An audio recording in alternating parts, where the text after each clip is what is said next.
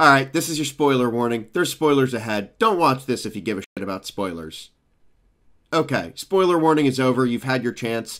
If you go and you see spoilers and don't get mad at me. You got a warning. Alright, bye. Hello, my gamers and tax evaders alike. Ant-Man Quantumania, a movie which, as far as I can tell, has been essentially universally panned as just a shit movie. I'm gonna come in here with a pretty controversial opinion and say, I actually liked the movie, and I'll go into the reasons why. Now, I haven't seen any other people's criticisms, just an FYI. I have no idea. I've been avoiding looking at any reviews or anything as to leave my opinion completely untainted, although I will admit that I have seen people saying that they don't like it, but I have not looked into the reasons why, so I don't know what the reasons why are, like, other people don't like it. I'm just going to give you my reasons why I did like it, and some of my criticisms as well of the movie, because it is by no means a perfect movie. I mean, far, far, far from it. It's not even close to like one of my top 15 probably Marvel movies, but all that being said, I still think it was an enjoyable movie, and I'll get into the reasons here. So I'm going to start this off by saying that I think that the world design of the quantum realm was super, super creative,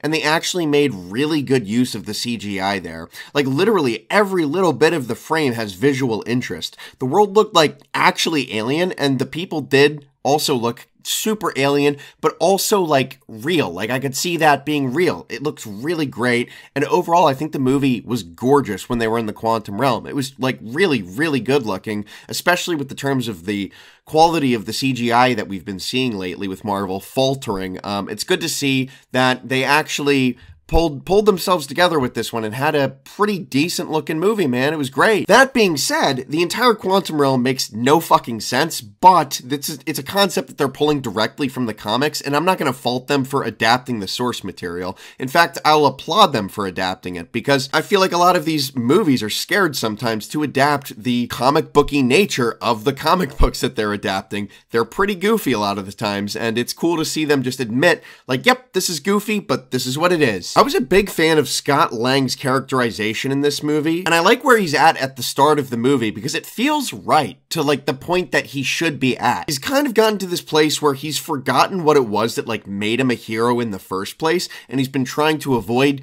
putting himself into situations where he's going to be in danger, or his friends or family or anyone's going to be in danger. And I can't blame him, because he's been completely traumatized from the events that happened in Endgame, like specifically losing 5 years of his daughter's life. That's a long time. I mean, coming back, he's just found this girl that he recognizes as his daughter, but somebody who's developed for 5 years without him there, and he has to relearn who she is and figure out what their relationship even is at this point. He's kind of settled into this comfortable routine of just being like a celebrity who's writing books and spending time with his family, and at this point he's scared of change, and he's scared to lose his family for a second time. Now, Cassie, his daughter, was inspired to take up a vigilante stance.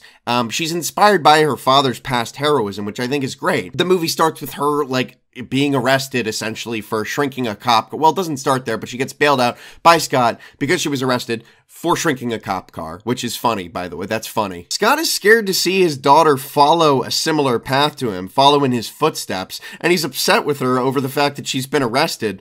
But at the same time, Hank Pym, who's the original Ant-Man, has been encouraging this behavior, and he's been helping her to learn more about the Ant-Man technology, and he's kind of taken on this grandfatherly role for Cassie. And I think the setup is really great, and it's obvious, by the way, I gotta throw this out there, it's obvious that they're setting up for a Young Avengers movie. We've known they've been setting up for this for a while. Cassie's gonna be like fucking, I don't know, Ant-Girl or whatever. But as far as the setup for the movie, that we're watching here, I think it was actually good shit. And I think it's a good premise to explore like a father-daughter relationship, especially one that's been harrowed by Scott's disappearance for 5 years, and exploring what that terrible thing like actually means for their relationship. I would say that the movie at the end of the day really is about Scott coming to terms with the fact that his daughter is her own person, and the fact that despite losing 5 years with her, he now has the rest of his life to be there for her and to help her develop into not only a person, but a hero like him. Now, moving on to another little compliment here, I think that the humor in this movie worked significantly better than in some of the recent projects we've seen. Like,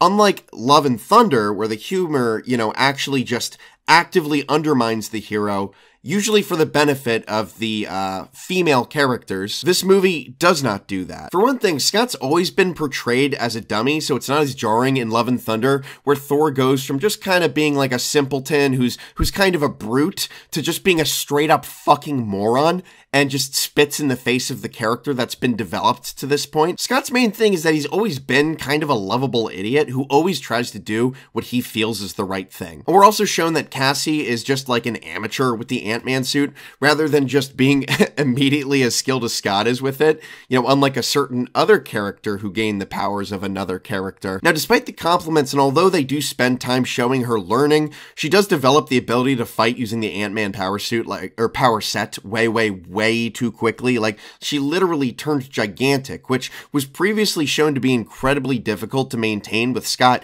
passing out, literally just passing out when he did it in the past. And then Cassie's just fine doing it. Like, she's just good. She kind of passes out towards the end, but like, not really. She's chill. It's good. It's fine. She's good. Another criticism, if that's what we're doing now, just talking about criticisms, is that the relationship between Janet Van Dyne, you know, the Wasp, the original Wasp, and Kang the Conqueror, I don't think they really developed that relationship at all. I mean, we saw that was kind of the premise for the plot of the movie, was that Janet had inadvertently helped Kang return to power and to like accidentally take over the entire quantum realm.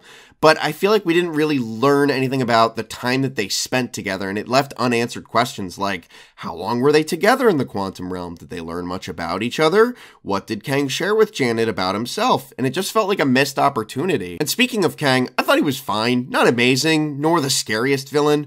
No villain can be that scary just inherently if they get beaten by fucking Ant-Man. But that being said, Jonathan Majors, the actor, is fucking awesome, and his range is actually incredible. I mean, the difference between the Kang that we saw in this movie and the Kang from Loki is just completely nuts, and that's not even mentioning the differences between the different Kangs that we saw at for a few minutes in the post-credits scene. I mean, the range on this guy, I can see why they brought him on as Kang. It's great. Another criticism, Bill Murray's cameo was completely unnecessary and totally gratuitous. The character was pointless and largely underdeveloped, and I feel like the only reason that his scene wasn't just completely cut was because the fact that it was Bill Murray. I think they just wanted to have his face in the marketing material. Speaking of faces, you guys already know that I fucking hate MODOK as a character. I think it's such a goofy concept that it's truly impossible to take seriously in any context, and his mere presence knocks a piece of media's believable factor down a notch, if that makes sense. Like the ability to actually suspend your disbelief. It makes it much harder when you see that giant floating monstrosity motherfucker. I hate him. Now, all that being said, I didn't completely hate MODOK as much as I thought I was going to. I know that sounds really weird, but the origin story kind of makes some semblance of sense. The CGI, although not good, was not as bad as I was expecting it to be. Like, I truly thought it was going to be worse. I mean, it did look like fucking George Lopez from Shark Boy and Lava Girl, but it was better than that. It was better. And overall, the character had an okay arc and actually a couple of funny moments. So yeah, I actually didn't despise MODOK. I mean, I didn't like him, but I didn't despise him. And just another, like, kind of a simple criticism, but it is kind of indicative of the issues that we've seen in a lot of superhero movies, that towards the end, you know, they're having, like, this final battle where they're trying to take down Kang, and they have, like, an army attacking, like, Kang's fortress, and Kang's like, okay, yeah, I'm gonna go and take these people on myself, so he jumps down into the battlefield, and he starts shooting people, and he's just straight up blinking these people out of existence, like, boom, they're gone the second that they get shot by his, like, laser beam. But of course, the second that he's shooting the main characters, it's just a little tickle. He's just tickling them, and it's just a case of poor writing. Like, in my opinion, it could be so easily fixed. Like, just before he starts shooting the main characters, don't have him instantly eviscerate people into the fucking nether realm. Like, just don't have that shown. He doesn't have to insta-kill people with the laser. Like, that's just the easiest fix in the world. So those are some of the things that I liked about the movie, mainly the relationship between Scott and his daughter, things like that. I thought that those were good. And then some of the criticisms that I had for the movie. Overall, if you're wondering, like, okay, it seems like it might have had more criticisms than, like, positives, I would say that I walked out of the movie feeling like I enjoyed myself. Like, I had a good time at the movie. I don't think that it's gonna win any fucking awards.